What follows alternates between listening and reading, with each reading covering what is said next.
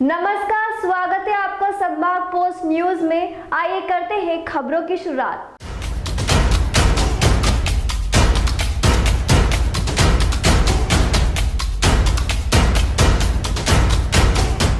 परिवहन आयुक्त मुकेश जैन इंदौर प्रवास पर आए, जहां उन्होंने सड़क सुरक्षा को मजबूत बनाने की दिशा में प्रदेश के हर जिले में ड्राइविंग ट्रेनिंग सेंटर शुरू करने की बात कही। इन्हें पीपीपी मोड पर संचालित किया जाएगा।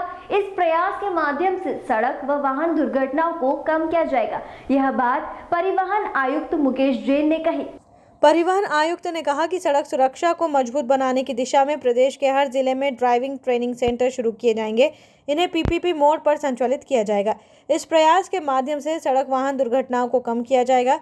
साथ ही बायोडीजल वाहन को लेकर परिवहन आयुक्त ने कहा कि यह लोगों को सोचना चाहिए कि जिस तेजी से प्रदेश में वायु प्रदूषण फैल रहा है उसे रोकना भी जरूरी है। इसके लिए उन्होंने इलेक्ट्रिक व्हीकल पर जोर देने की बात कही।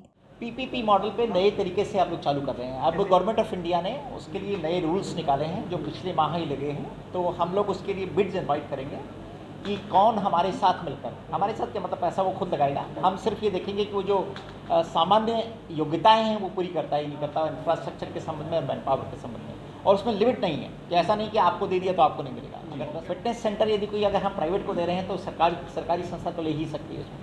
हाँ, तो मतलब बनेंगे या नहीं बनेंगे? अपने क्योंकि इंदौर में जो है 10 एकड़ जमीन चिन्हित भी की गई। हाँ, तो क्या बिल्कुल बनेगा, बिल्कुल बनेगा। और उसके लिए यहाँ वाली चिन्हित जमीन जो है इनफैक्ट एक मॉडल सेंटर रहेगा यहाँ। इस दौरान पत्रकारों से चर्चा में उन्होंने कहा कि घर बैठे लर्निंग लाइसेंस बनवाने की सुविधा के बाद अब ऑनलाइन डुप्लीकेट ड्राइविंग लाइसेंस प्राप्त करने की सुविधा जल्द लोगों को दी जाएगी। साथ ही प्रदेश के सभी जिलों में पीपीटी मोड पर ड्राइविंग ट्रेनिंग सेंटर शुरू करने की योजना पर तेजी से काम होने की बात की। इस मौके पर परिवहन आयुक्त मुकेश जैन ने इंदौर आरटीओ कार्यालय परिसर में पौधारोपण भी किया। 1 दर्जन से अधिक पौधे रोपे गए। पौधारोपण में इंदौर आरटीओ जितेंद्र रघुवंशी सहित एआरटीओ अधिकारी मौजूद रहे। वहीं बायोडीजल वाहन के सवाल को लेकर परिवहन आयुक्त मुकेश जैन ने कहा कि लोग यह तय करेंगे कि कौन सा विकल्प सस्ता पड़ता है उसे चलाएं। आरटीओ बायोडीजल वाहन के लिए नागरिकों पर दबाव नहीं डालेंगे।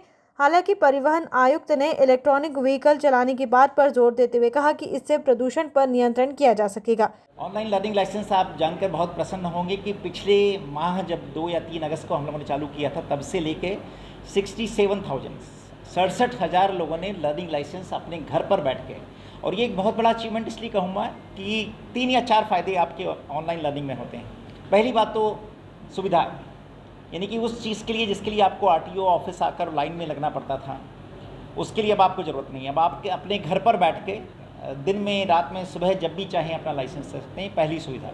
दूसरी, आपके समय और आपके ईंधन की बचत है। ना आपको कोई गाड़ी लेना है, ना आपको मोटरसाइकिल लेना है, ना कोई किराए की टैक्सी लेना है, ना आपको 2 घंटे की छुट्टी लेना है अपने ऑफिस से। आप सीधा जब चाहें आप। तीसरी सबसे बड़ी बात है कि अब आपको अनिश्चितता नहीं है कि मेरे लाइसेंस की एप्लीकेशन का क्या हो रहा है। यदि आपका एप्लीकेशन एक्सेप्ट कर लिया है सिस्टम ने, तो वो आपको ओटीपी देगा, आप टेस्ट दे सकते हैं। टेस्ट में आप फेल हुए हैं या पास हुए हैं आपको तत्काल पता चलेगा, तो कोई अनिश्चितता नहीं है। और यदि आप टेस्ट में पास हो गए हैं तो तत्काल आपका लर्निंग लाइसेंस डाउनलोड हो जाएगा। तो अनिश्चितता जैसी कोई चीज़ नहीं, कोई मिडिल मैन नहीं है। आपको पता रहेगा कि मेरा एप्लीकेशन स्वीकार हो गया है